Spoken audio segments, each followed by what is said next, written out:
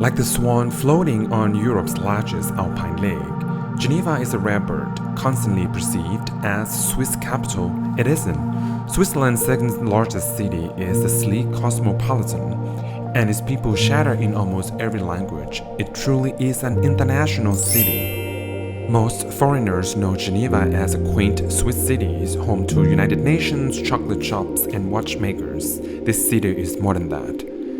Hi everyone, welcome to Dennis and Hope channel. Dennis' parents are with us, and so is my good friend Emily. She's visiting from London, escaping the gloom and doom weather for a long weekend. I haven't seen her for a while, so we had a lot of catching up to do. We are in Geneva. We're in Genève. Okay, I'm gonna say Genève so it feels like I'm a local. The second largest city of Switzerland's official language is French.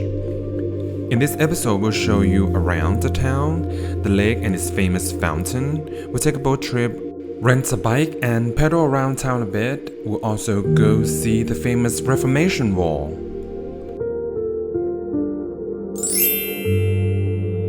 City center or Old Town of Genève is very charming. The small cobblestone streets tell its story through small squares, historical buildings, mysterious museums.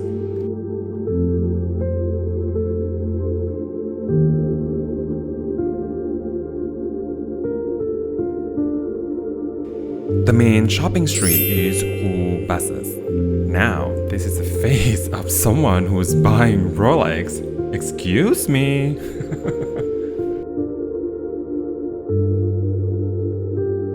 "157 steps lead to St. Peter's Cathedral. It dominates Genève from the heart of the Old Town, a major historical landmark.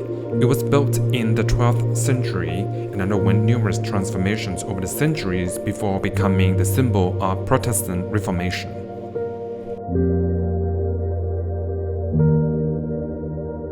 You can tell it's Protestant church as it's not that elaborate like the ones in Italy or Spain. Here, someone is praying for another Rolex, I guess.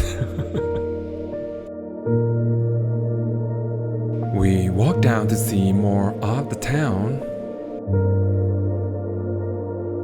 From the old town, you can walk to the lake pretty quickly as it's next to it, passing this giant Ferris wheel, the famous flowers clock, and the park surrounding the lake. It's quite beautiful. Lake Geneva, or Lac Léman in French, is a crescent-shaped lake shared between France and Switzerland and overlooked by the Alps. There is a promenade along the lake where you can walk for hours. Many activities are happening around the lake. The most iconic attraction's gotta be this, the fountain. Another perfect location to work on my shampoo commercial. Here we go. You go, girl. Oh, Dennis didn't want to do it. It's the beginning of the summer. The weather is just about right to go play in the lake. You can go topless if you want, or wear jeans to the lake.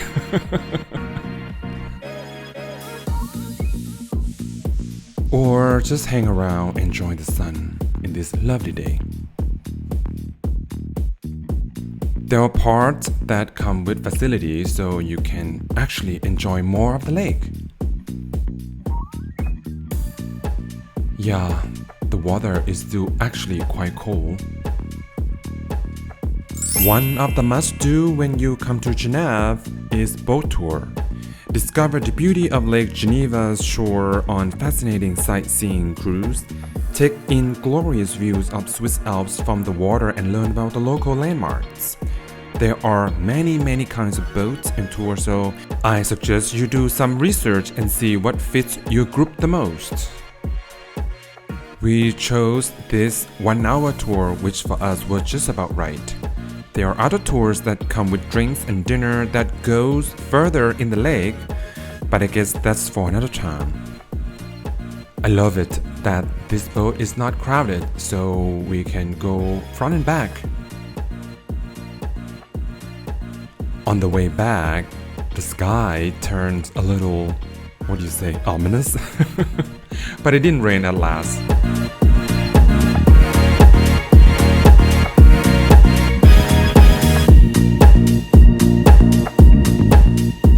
Although Genève is not big, you can walk pretty much everywhere, but renting a bike is a good way to explore the town.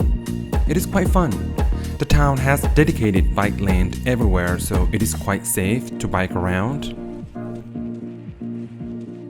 Renting a bike was easy for us. You scan the code, download the app, and pick the bike that you want.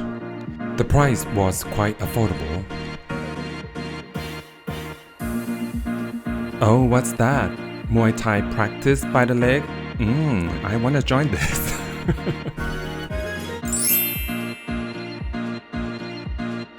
We biked to United Nations hoping to visit the complex and the beautiful buildings. Sadly, we could only see it from the outside because it's closed on Sunday. Aww. We got to see the buildings around it though. When you're done with it, you just park in the designated area, lock the bike, and the price will be calculated. That was easy. Okay, I'm not gonna pronounce this word because I can't, but it is an attraction located above the confluence of the rivers Rhone and Aar. It is a beautiful and unique natural phenomenon. Both rivers have different colors of water, and when joining, their waters are mixing and shuffling, and joining together into one final river, Rhone. The best place to view this phenomenon is at this bridge. I'll leave the link in the description, okay? The last place we visited was Reformation Wall. It was inaugurated in 1909 to honor many of the main individuals, events, and documents of the Protestant Reformation by depicting them in statues. If you love history of Christianity, then you should definitely come here while you're in Geneva. The wall was here because since the 16th century, Geneva has been something of the beacon of the Protestant world. If you come here with someone who is not interested in the wall, then tell them to walk around this beautiful park where the wall is located. Look at the locals and work on your Instagram post. Or play chess.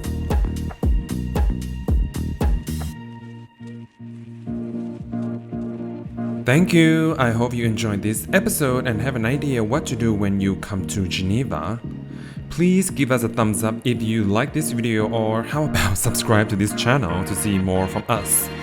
Thank you and goodbye. Au revoir.